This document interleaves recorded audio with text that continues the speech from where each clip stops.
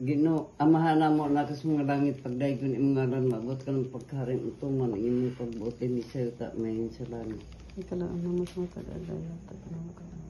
Maghimaya ka Maria nga napuno ka sa grasya nga itong Ginong Diyos anakan ni mong bulahan da ikaw sumabay nga tanang bulahan man usab ang bungas dyan masito.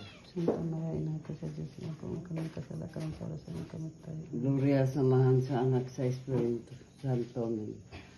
Lord, nagpasalamat kami sa mga grasya nga ania sa mong natalad ka na anan. Daghan salamat Ginoo. Ug labaw sa tanan, daghan salamat nga na ning abot nga maayong lawas ug maayong kahimtang ni Arnel nining mga takna nga unta. Ginoo, pasalamaton kami sa tanan bot sa tanan niyang nadawat nga mga grasya ug sa iyang mga successful nga mga achievement.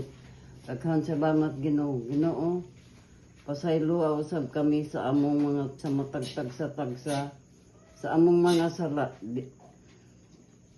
sa among mga sala. Ginoo, panalangini si Arnel sa matag plano sa iyang kinabuhi nga magmalampuson siya sama sa pagpaeskwela niya sa iyang anak.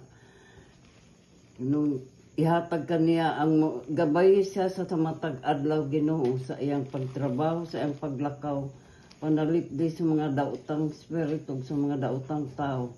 Tabangi siya, tagay siya sa mayong lawas sa matag adlaw kay suwa siya sa layong dapit nga siya ra nag-inusara dito.